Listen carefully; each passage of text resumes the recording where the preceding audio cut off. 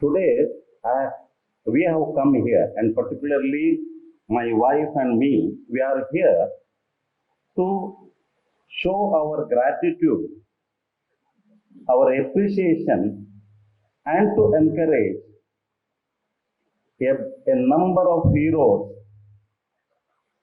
who have created this great, created this institution.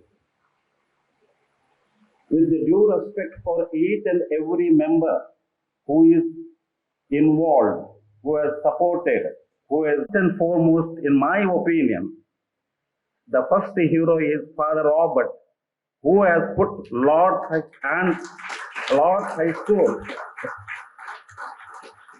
into a challenging institution for all the Catholic institutions in particular and also non-Catholic irrespective of caste and creed. The most sought after school by the parents and the happy children. Am I right? Children is correct? Okay.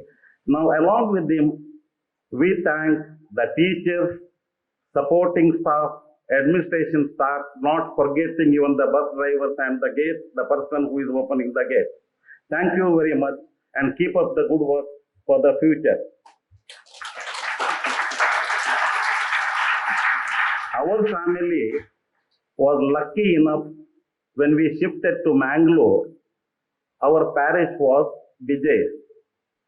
And with due respect for other big parishes, people used to ask, "Tum Vijay so game non?" I said, "Like it as a panu ben durning iruzaining milagrining."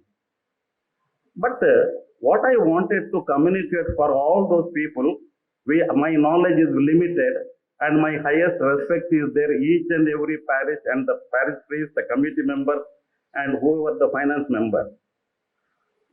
When we shifted here, Father Wilson was the parish priest.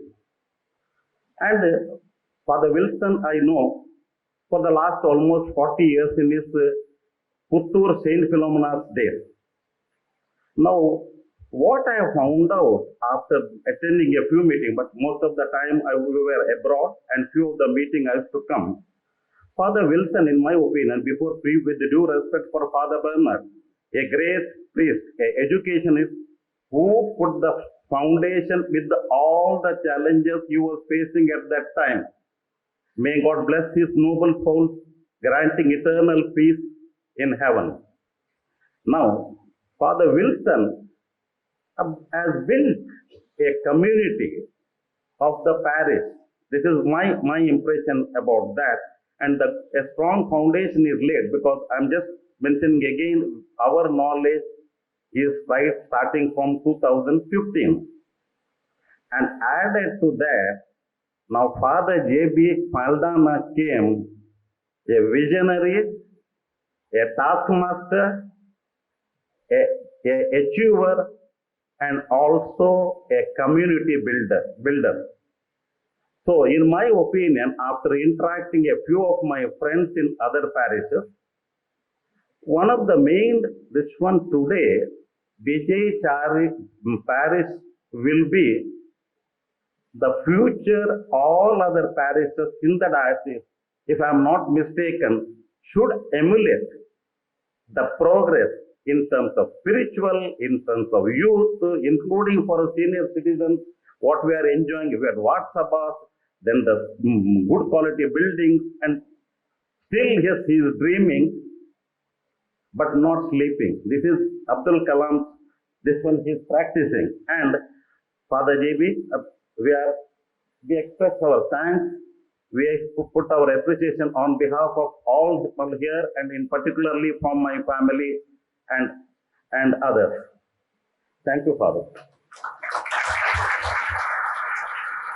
Team here of the Finance Committee for venturing into this new block for the Lutz Central School. There was a constraint of space as there was a great demand for the school, and as Mr. Michael has really expressed from the heart that it has become renowned. People look for it, search for it, seek admission, and thus making this school renowned, famous, recalling all the good things the past has been for us, right from the very foundation laid by late Father Bernard de Souza, and then Father J.P. Tauro, and all those who worked with him.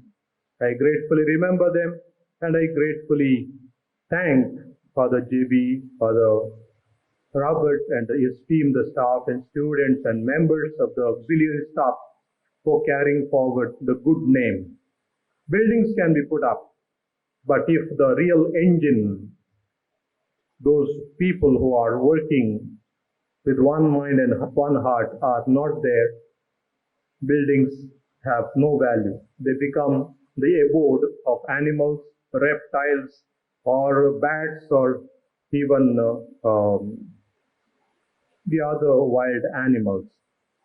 You can't just build a building and keep it. It has to be warmed up. And this warming up takes place only when warm people enter in here. The parents and their children, they warm up, and the teachers and everyone who warm up the whole area. And thus this human warmth, the warmth of the heart, that makes a difference. I often remember one thing, the difference between knowledge and wisdom. Knowledge you can acquire. Well, a lot of knowledge is available now on the internet. You don't have to go to the libraries many times. You can just browse, and with the click of the button you have knowledge. But if this knowledge has no love in it, it turns out to be mere information. Whereas if this knowledge is coupled with love, it gets transformed into wisdom, and that alone remains. Knowledge vanishes. Think of any person for that matter. Many things we have learned and many things we have forgotten. Therefore, one simple definition of education is that which remains after you have forgotten everything.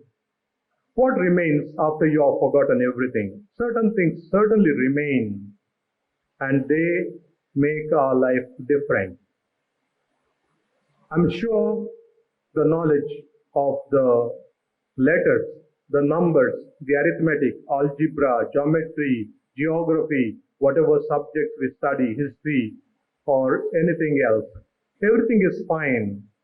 But if it is coupled with love, and if it is certainly making a space for God, who is love, whose feast we celebrate today, Jesus Christ, the Sacred Heart, then there is some meaning. It becomes wisdom. It gets transformed. And people will remember. Remember not for the sake of a mere memory, but remember because life gets transformed, changed. We have many things right from our childhood, in the beginning with our parents, that we are not merely empty tables or empty blackboards on which somebody writes. Once upon a time, one philosopher said, man's mind is a tabula rasa, an empty slate. But then others confronted, no, it's not true. We are not born as empty slates. We are born with capacities, immense capacities to absorb. Tomorrow, if you begin to learn Chinese, you will learn Chinese.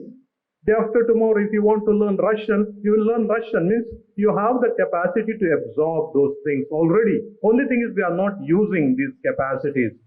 We are using 10%, 15% of the capacity. I once asked a software engineer, this is a hard disk here, the brain. An adult brain weighs some 1,300 grams. When we are born, it is just 300 grams. So 1,000 is added. 1,000 is added to that. And what is the computer would be looking like?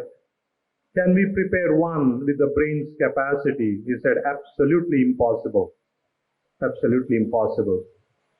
God has put that great capacity in each one of us. So no child, no person, he comes as an empty slate. He comes or she comes with immense amount of capacities, the capacity to absorb. Now it is our task what to feed so that the child could absorb. And that has to be decided by the parents, especially by choosing the schools, and they have chosen the right ones for their children, I believe, and feed the children to train the mind, to tune the heart, to form the personality. And thus, our staff and parents and the PTA and the management, everybody is doing a wonderful job, and therefore the school has thrived. The